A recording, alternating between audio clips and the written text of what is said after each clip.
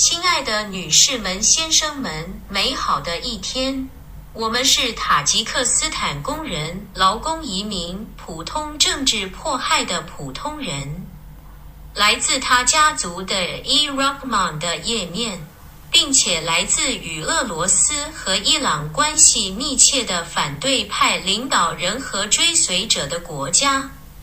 厌倦了这些人，我们没有听取国际社会的意见，我们被迫把兄弟的责任掌握在自己手中，和他们战斗。我们是简单的奴隶，我们中有很多人，我们占塔吉克斯坦人口的90%，都厌倦了内外这2或4个小家族。他们宣称自己是全能的主上帝在我们国家和全人类头上的影子。我们首先是人，是上帝的仆人和仆人，而不是小氏族和家庭的奴隶。我们希望摆脱奴隶制。俄罗斯和伊朗同时统治着 Rahman 和反对党领袖 M. Kabiri 和 S. Zafar， 这些人和他们的家人氏族是俄罗斯和伊朗的 ANO 代理人。我们奴隶将根据国际人类法与这些家族和氏族作战。我和我的人首先是人。我们希望从这些氏族和家庭中获得自由。我们是简单的奴隶、工人、劳工移民，普通受政治迫害的人占塔吉克斯坦人口的90%。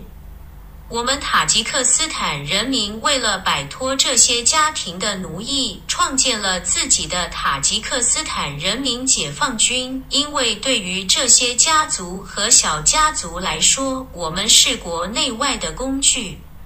我们是塔吉克斯坦公民的奴隶，在国外我们请求世界社区允许我们协助并允许我们拉比工具与这些家庭和氏族作战。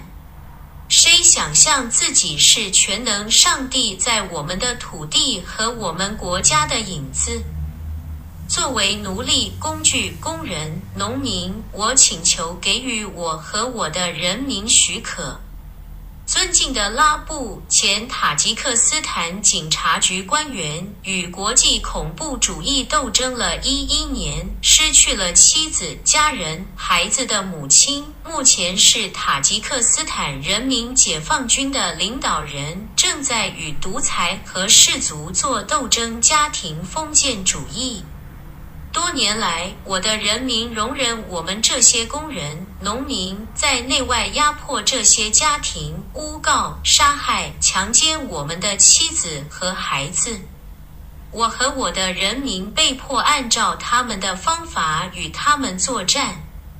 我们工人、农民、奴隶、劳工移民、受政治迫害的普通民众，创建了来自普通人民和奴隶为人民谋福利的塔吉克斯坦人民解放军。